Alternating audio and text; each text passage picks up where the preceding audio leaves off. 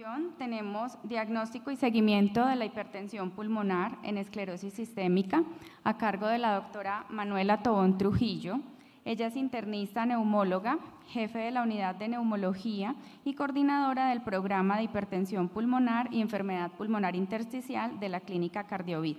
Bienvenida, doctora.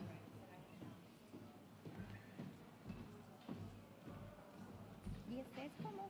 ¿Cuál es el...?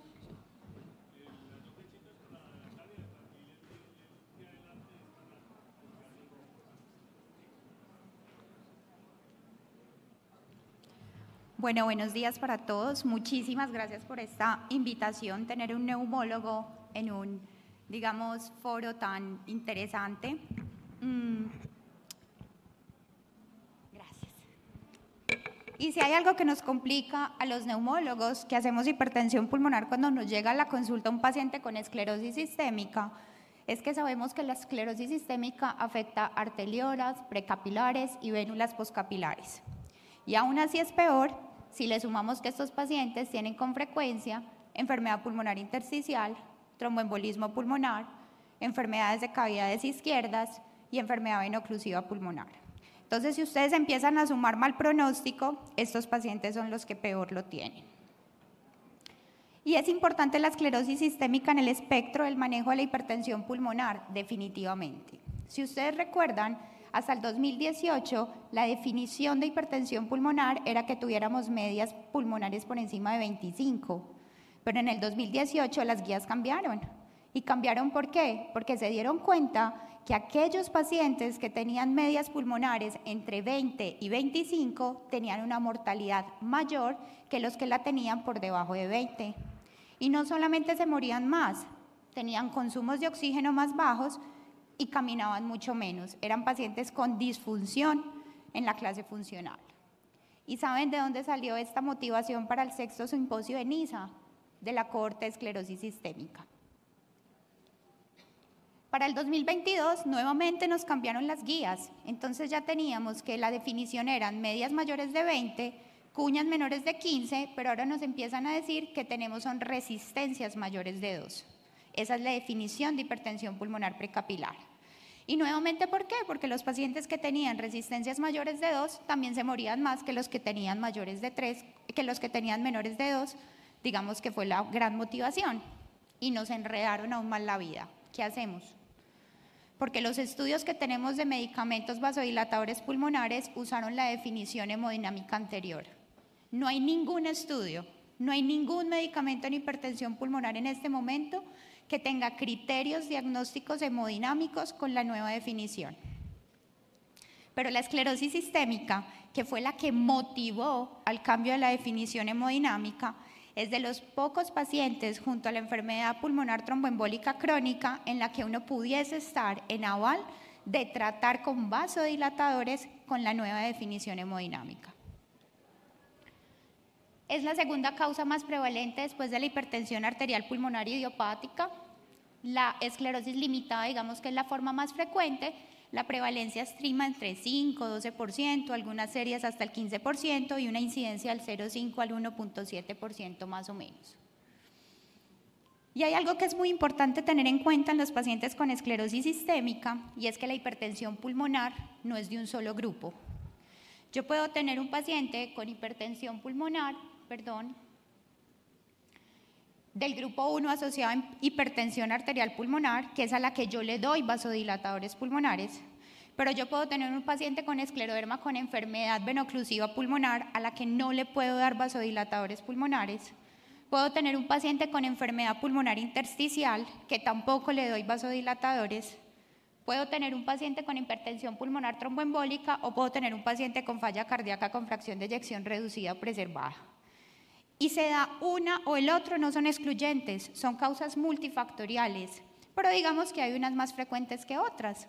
La más frecuente es la hipertensión arterial pulmonar, es decir, el grupo 1. Le sigue la falla cardíaca con fracción de eyección preservada y digamos que más o menos el 40% de los pacientes con esclerosis sistémica tienen enfermedad de cavidades izquierdas.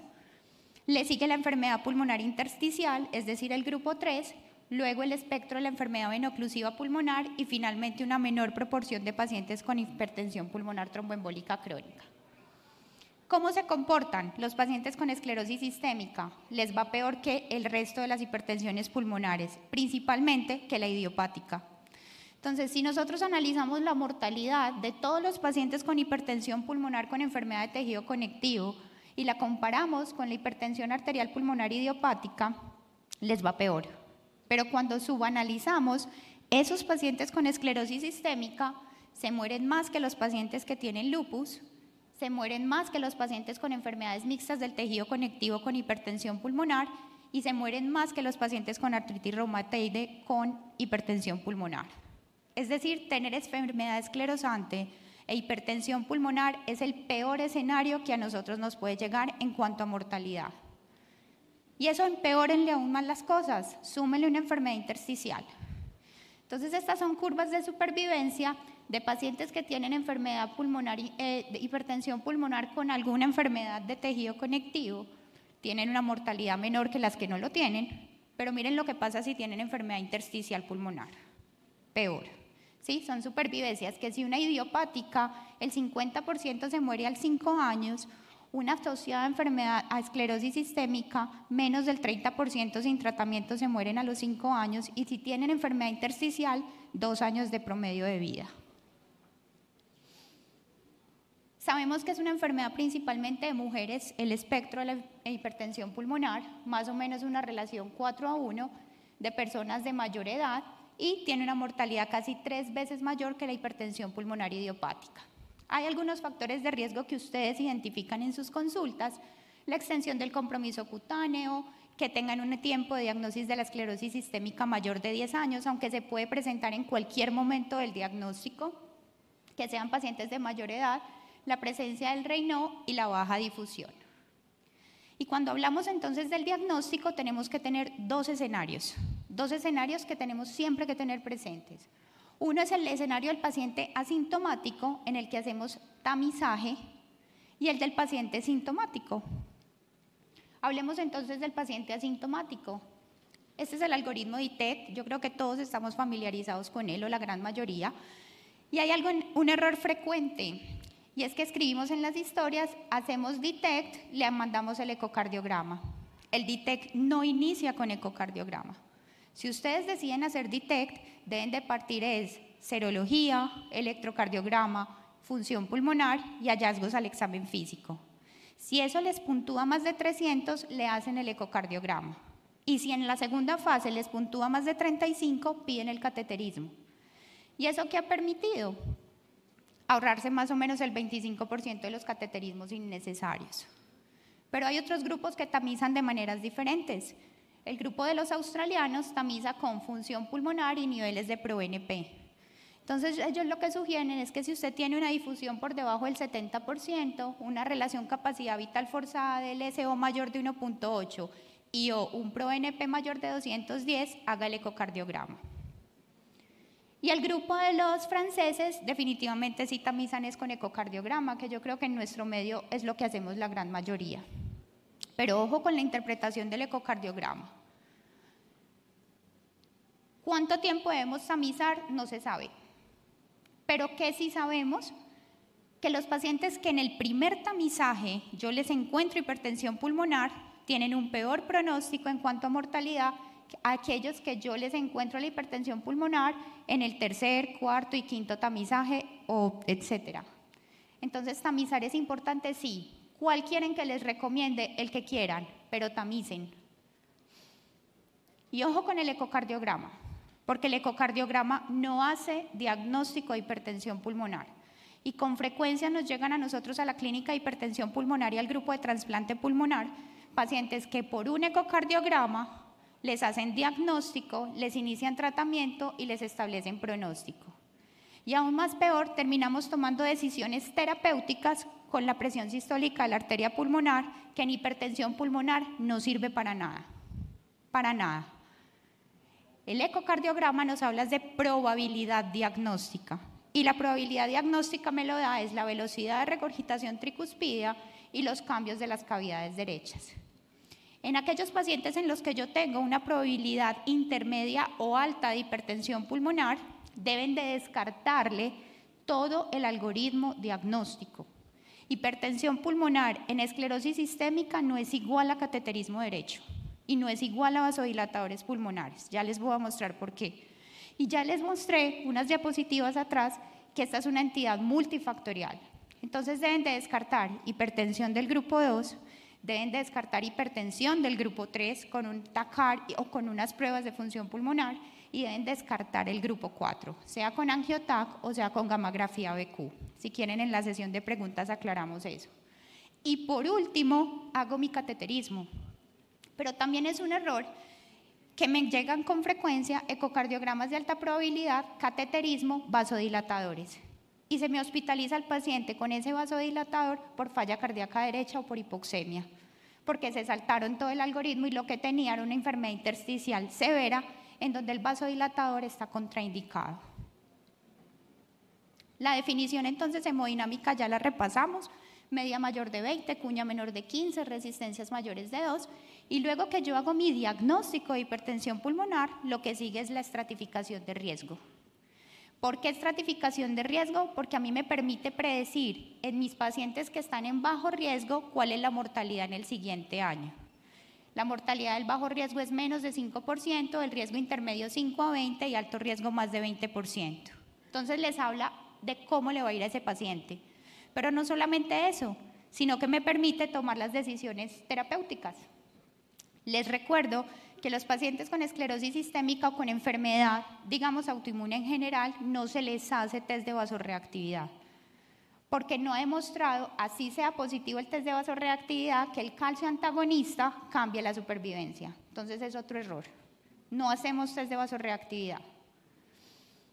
Cuando yo ya hice mi cateterismo, confirmé el diagnóstico, estratifiqué, aquellos pacientes que están en riesgo bajo e intermedio, el tratamiento es terapia combinada.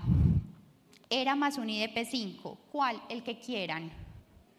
ERA más IDP5, siempre y cuando no haya una contraindicación o una comorbilidad. En los pacientes que son con comorbilidades, ustedes pueden empezar con monoterapia. Pero en aquellos pacientes que ustedes encuentran desde el principio en alto riesgo, ¿sí? De acuerdo a la escala que les acabo de mostrar, ustedes pueden empezar triple terapia, pero con prostanoide parenteral, ¿sí? Epoprostenol o treprostinil, no Celexipac. El Celexipac no se inicia en pacientes naïf, así sean esclerosis sistémica. Con esclerosis sistémica tenemos un problema con las prostaciclinas y es el manejo de los catéteres, porque digamos que los pacientes que tienen mucha enfermedad vascular, las características de la piel, los catéteres subcutáneos no se adhieren, los catéteres centrales se nos infectan o los pacientes no son capaces de preparar el medicamento. Pero en nuestra cohorte de la clínica Cardiovid tenemos muchos pacientes con prostanoides. ¿Cómo hago el seguimiento? Que era otra de las preguntas de la charla, con estratificación de riesgo. Pero miren que es una estratificación más fácil, clase funcional, caminata y niveles de BNP o pro-BNP. ¿Y yo para qué hago mi estratificación de riesgo? Para saber qué hago con el tratamiento. Siempre teniendo en mente que yo lo que quiero es que mi paciente llegue a bajo riesgo. ¿Bajo riesgo de qué? De morirse. Y nunca quedarnos tranquilos con que mi paciente está en riesgo intermedio, se quedó en amarillo. Porque la mortalidad del riesgo intermedio es la línea morada, ¿sí? Que es cercana al 50% a los 5 años. Entonces, en el seguimiento nosotros los hacemos cada 3 meses. Los pacientes que logran metas de bajo riesgo, que es la línea bajo verde, siguen con el mismo manejo. Los que están en riesgo intermedio bajo, ustedes pueden hacer 2 cosas. O le cambian el IDP5 por Riociguat o le adicionan el Celexipac. Ese es el escenario del Celexipac, terapia escalonada en riesgo intermedio bajo. Y los pacientes que pasan a alto riesgo,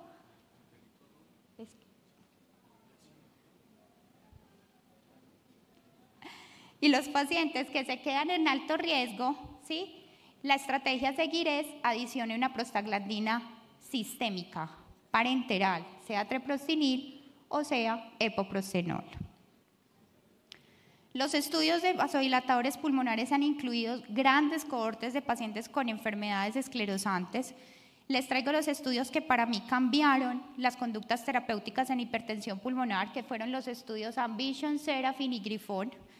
Ojo, porque Ambition no quiere decir que ambrisentan y tadalafil sea la mejor opción. Ambition lo que probó es que en pacientes con hipertensión pulmonar desde clase funcionales 2, que eran naive en tratamiento, la terapia combinada fue mejor que la monoterapia. Y por eso de ahí sale la recomendación que el tratamiento es un IDP5 más un ERA, ¿sí?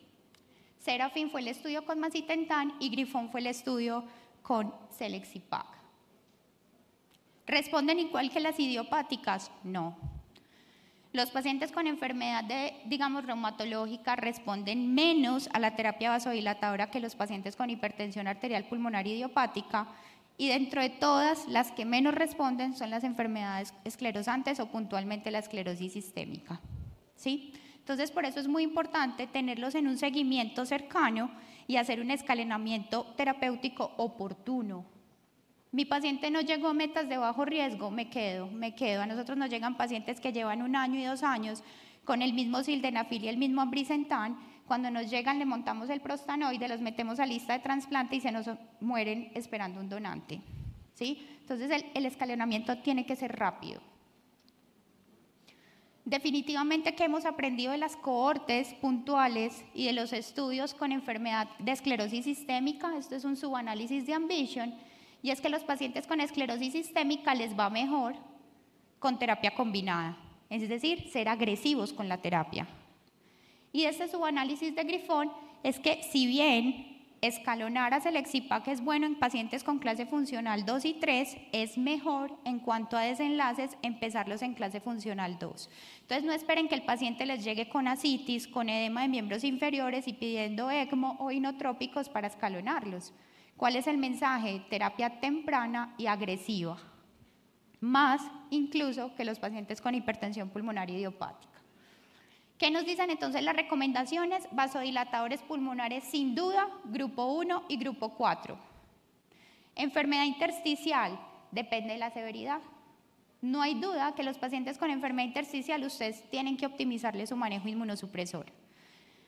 A los pacientes con falla cardíaca derecha, optimizar el manejo de la esclerosis sistémica, darle manejo a su falla cardíaca sea por fracción de eyección reducida, sea por fracción de eyección preservada, y los pacientes con enfermedad veno-oclusiva pulmonar no se les dan vasodilatadores. Los que se pueden se trasplantan y los que no se les da manejo sintomático. Así. Y les voy a compartir casos de la vida real de la clínica Cardiovid, seguramente de sus consultas que nos han llegado.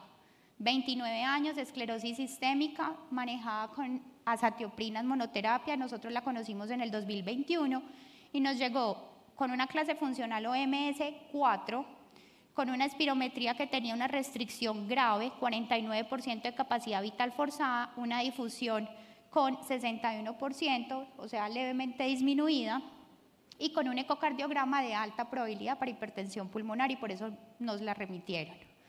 Le hicimos un angiotac, descartamos enfermedad tromboembólica, y ella tenía un TACAR del 2020 que está interpretado como ninefibrótica, y el del 2021 es este que les quiero mostrar, que tenía una enfermedad intersticial, engrosamiento de septos, no había panal, había vidrio esmerilado, había respeto subpleural, que interpretamos como una ninefibrótica. Le hicimos cateterismo, porque es que estas enfermedades no es solo 3 o 1, esto pueden ser muchas cosas, y el cateterismo nos dio una hipertensión pulmonar precapilar, media de 31, resistencias de 3,4 y una cuña de 10, un ProBNP elevado, una caminata de 434, es decir, estaba todo en riesgo intermedio.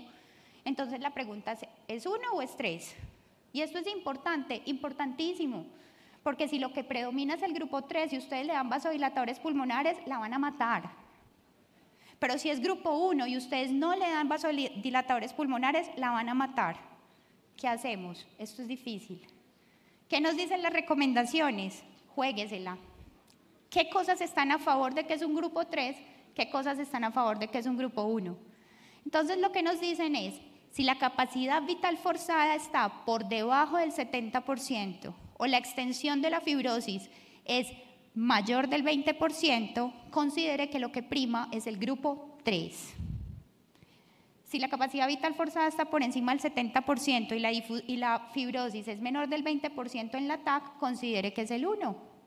Y ayúdese de otras pruebas, de la ergoespirometría. La ergoespirometría no hace diagnóstico etiológico. Yo como neumóloga les hago la ergoespirometría y les digo, este paciente tiene limitación al ejercicio por enfermedad restrictiva, por falla cardíaca, por enfermedad obstructiva o por hipertensión pulmonar. Yo le hice una ergoespirometría a esta paciente en el 2021 y todos estos datos que les estoy mostrando, lo que me mostró clarísimo era que esta paciente no hacía ejercicio y el consumo de oxígeno era extremadamente bajo por la enfermedad pulmonar restrictiva. En ese orden de ideas no le dimos vasodilatadores pulmonares. Estaba hipoxémica, la teníamos con Venturi al 40% en ese momento, no le dimos tratamiento vasodilatador y consideramos que estaba primando el grupo 3, sin desestimar que también tenía 1. Reumatología le cambia la azatioprina por micofenolato y le empezaron el Bosentan por un fenómeno de Raynaud y unas úlceras, digamos que estaba haciendo digitales. En el 2022 la espirometría estaba prácticamente igual, pero la difusión había caído y había caído mucho. Entonces en ese momento reumatología decide iniciar el rituximab y esta señora dice que eso fue como si le hubieran echado agua bendita. Clase funcional 2, mejoría en oxigenación, le quitamos el oxígeno y empezó a caminar 492 metros. Le repetimos la tomografía y si ustedes ven, la reticulación seguía, pero el vidrio mejoró. O sea, la enfermedad intersticial respondió muy bien a lo que hizo reumatología. Sin embargo, el ecocardiograma empeoró. La aurícula derecha estaba peor, el ventrículo derecho estaba peor, todo estaba peor. Entonces ahí dijimos, ok, si la enfermedad intersticial está estable, pero el ventrículo derecho se sigue enfermando, el 1 está cobrando interés acá. Tenía este ProNP, esta clase funcional y esta caminata nos da un riesgo intermedio, le subimos al Bosentan que Reuma le había puesto, le adicionamos Tadalafil y en este momento, esta es la última estratificación de riesgo de febrero del 2023, está en bajo riesgo. Pero les quiero mostrar otro espectro, 70 años, artritis, esclerosis sistémica, hepatitis autoinmune, enfermedad renal crónica, fibromialgia, anemia y enfermedad intersticial. Estaba con este tratamiento, azatioprina rituximab, había estado hospitalizada en agosto por disnea y tenía un ecocardiograma con una probabilidad intermedia de hipertensión pulmonar. Pero a diferencia del anterior, tenía una espirometría normal. O sea, tenía enfermedad intersticial sí, pero no le estaba generando un problema funcional pulmonar. Espirometría normal. Angiotac negativo para TEP y esta es la tomografía. Nuevamente, una anine fibrótica, tiene mucho respeto subpleural. Clase funcional OMS2, un BNP elevado, le hicimos el cateterismo y nos dio media de 30, cuña de 14 y resistencias de 2.9. Entonces ustedes me pueden decir, ok, es una hipertensión precapilar, pero la cosa no es así, porque tenía demasiados factores de riesgo para tener un grupo 2 asociado. Le hicimos un reto de volumen en el cateterismo y la cuña se le subió a 19. Es decir, tenía un grupo 1 y tenía un grupo 2. ¿Tenía grupo 3? Yo creo que no. Tenía una función pulmonar normal. Como tenía tantas comorbilidades, le dimos monoterapia, le empezamos ambrisentan recientemente. La última estratificación está en riesgo intermedio. Llegamos a clase funcional 1, un BNP negativo, pero camina 350 metros. Si en la próxima consulta ella sigue en riesgo intermedio, le voy a adicionar un IDP5. Y finalmente les quiero mostrar el peor espectro para mí. Un par de semanas en la clínica, 71 años, nos la remitieron de Cartagena con esclerosis sistémica, con un ecocardiograma de alta probabilidad para hipertensión pulmonar y le empezaron vasodilatadores pulmonares y la señora se hospitalizó por hipoxemia y por falla cardíaca derecha y nos la remiten al grupo de hipertensión pulmonar de la cardio. Cuando nosotros le hicimos un angiotac, el angiotac era negativo para TEP, pero tenía muchas opacidades en vidrio esmerilado, son llenas de nódulos centrolobulillares en vidrio esmerilado, pero empezamos a ver también que había engrosamiento de septos. Si ustedes ven esto, tengo muy mala puntería, pero empieza a tener esto, que son septos interlobulillares engrosados, ¿sí? Miren que se ve ahí el septo con las líneas y tenía derrame pleural.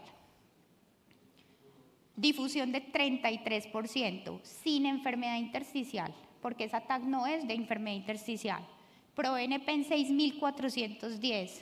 Cateterismo, media de 60, cuña de 10, 16 de unidades Wood de resistencias y un índice cardíaco de 1,5.